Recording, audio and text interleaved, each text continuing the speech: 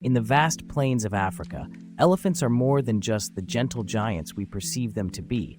They are masters of communication. Beyond the trumpeting sounds, elephants use infrasound, a frequency too low for humans to hear, to converse over long distances. They also employ tactile interactions and chemical signals to maintain social bonds and communicate distress. Understanding these intricacies has profound implications for conservation, especially in mitigating human-elephant conflicts and preserving their habitats.